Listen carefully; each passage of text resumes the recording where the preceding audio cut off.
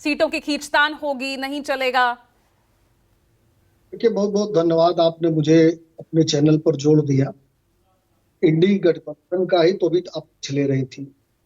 देखिए, जब किसी भी गठबंधन की नीति, नियत और नेतृत्व अपवित्र होता है और गठबंधन का आधार जनहित, राष्ट्रहित न होकर स्वयं का स्वार्थ होता है, उसका हाल यही होता है जो घमंडिया दल का हो रहा है।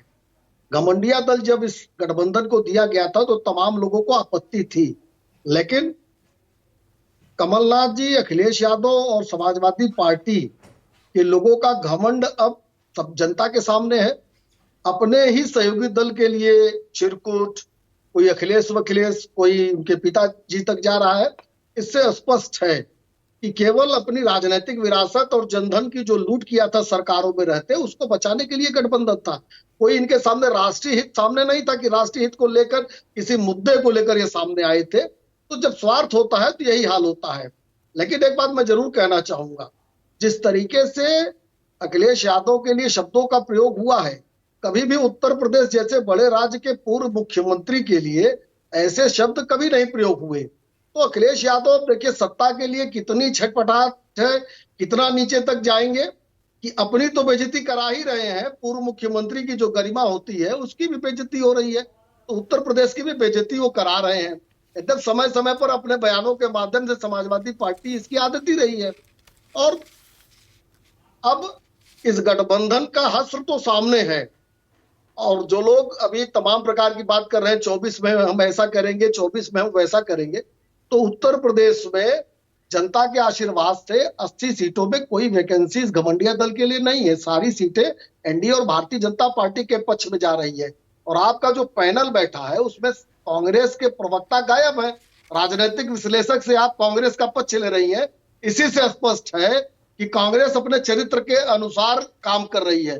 कांग्रेस ने तो चौधरी चरण सिंह को धोखा दे दिया, कांग्रेस ने चंद्रशेखर जी को धोखा दिया, देवेगौड़ा जी को धोखा दिया, आई के गुजराल को दिया, समर्थन दिया, सरकारें गिरा दी। तो अपना उनका चरित्र है कि जिसके साथ रहेंगे उसके पीठ में छुरा जरूर भोंकेंगे। और किसी भी प्रवक्ता को अपने जो उनके ऑथेंटिक प्रवक्ता है, जो अधिकृत प्रवक्ता है, वो नहीं सामने आ रहे हैं। और ऋषि जी बता रहे हैं कि कमलनाथ जी तो ऐसा नहीं कर सकते।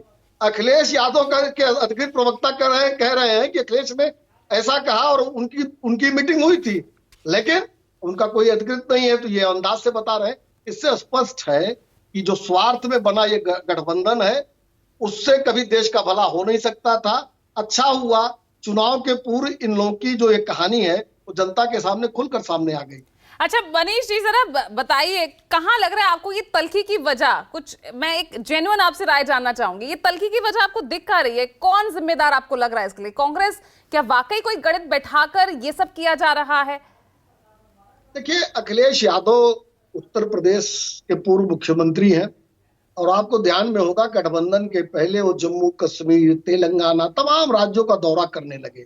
और कांग्रेस का जो अहंकार है वो ये जीने नहीं देता उसको कि कोई उनके भी दल का कोई सहयोगी है वो अपने हद से बाहर जाए, और उनको हद में रखने की कवायद की गई है कांग्रेस की तरफ से। और मेरा तो मानना है, बिना सोनिया गांधी जी, राहुल के इशारे पर अजय राय उनके पिताजी के बारे में तो अपशब्द नहीं कह सकते।